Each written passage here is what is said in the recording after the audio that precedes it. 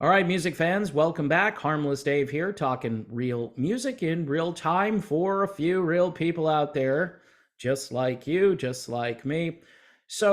Nick Mason, who used to be a bandmate for Roger Waters, he was the drummer in Pink Floyd. Pink Floyd, I think, is kind of done, although they did this "Hey Hey Rise Up" thing where they we're talking about Ukraine and so forth. And people who watch me, you know my opinion on this. I do not take the mainstream view that everybody should be sending all of their money to a very corrupt country. And I'm talking about Ukraine here to fight an endless war when there are people here in the United States who are suffering.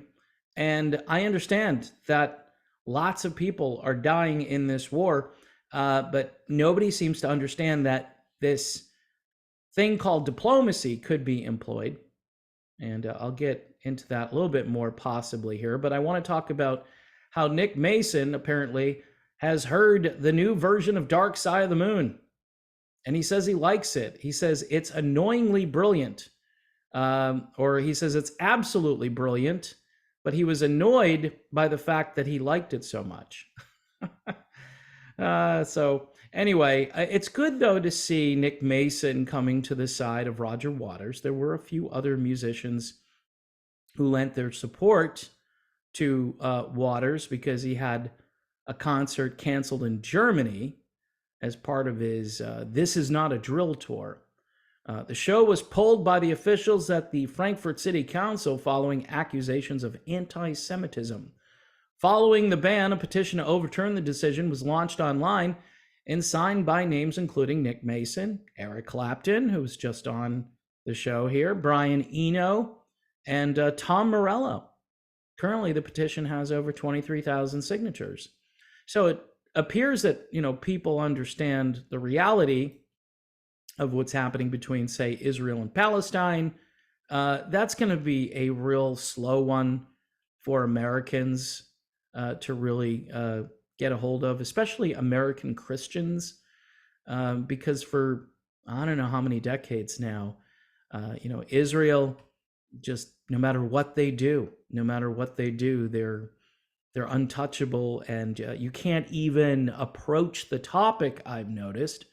Anyway, so Waters re-recorded Dark Side of the Moon. Apparently he's going to be talking and singing, and I think the music is going to have a much different tone.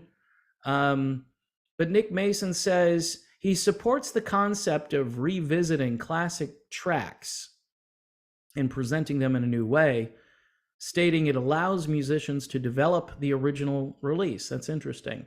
One of the things I like about any sort of existing piece of music is to develop it or find some extra quality in it, he said. I just like this idea of developing music rather than trying to retain it exactly as it was. Now, there are a lot of people out there who probably disagree with Nick Mason when it comes to Dark Side of the Moon, because you know what?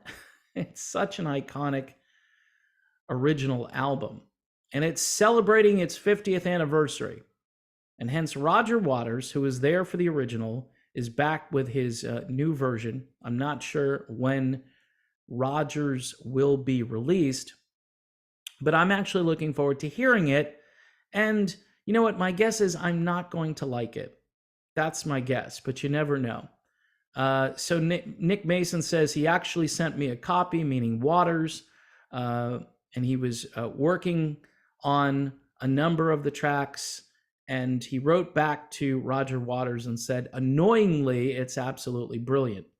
It was and is. It's not anything that would be a spoiler for the original at all. It's an interesting add-on to the thing. Now, he wasn't talking about the thing that I normally talk about here on the channel. So hopefully we don't get any add-ons to that thing, right? So, I mean, I'm sure there are going to be a lot of people that are watching that are going to say, why? Why even mess with this? Why?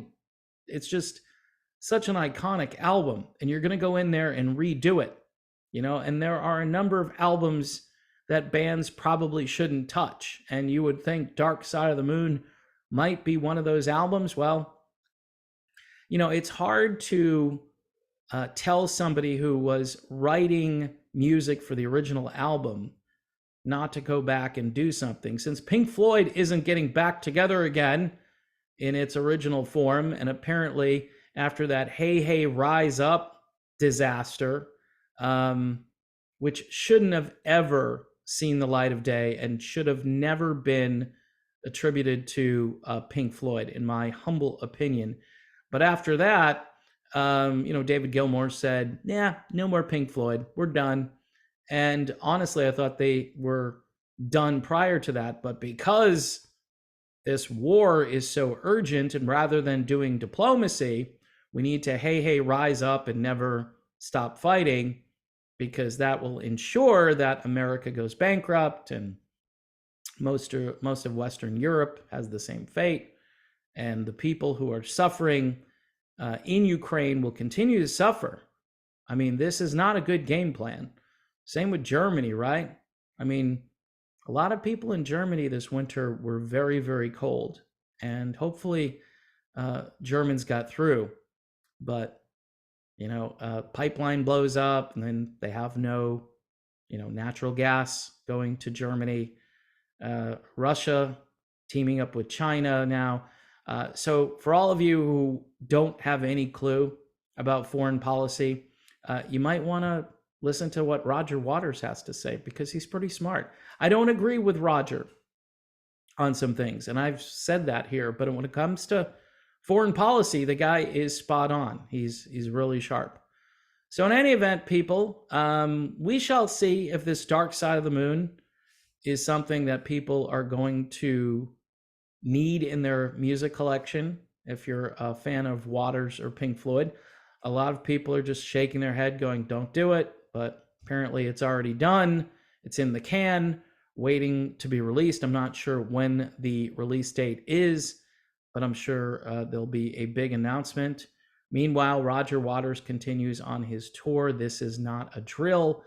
And again, if you're going to Roger Waters expecting him not to be political and in your face about a number of topics that you might not care about, he's going to be in your face. It's part of the show. And most people attending a Roger Waters concert are going to know that this is happening and are expecting it and maybe even appreciate it. But we shall see. Maybe Roger will tone his show down a little bit in the future, but my guess is he never will. In fact, I think he'll probably get even more political and more outspoken. He's 78 years old. I don't think he really cares anymore.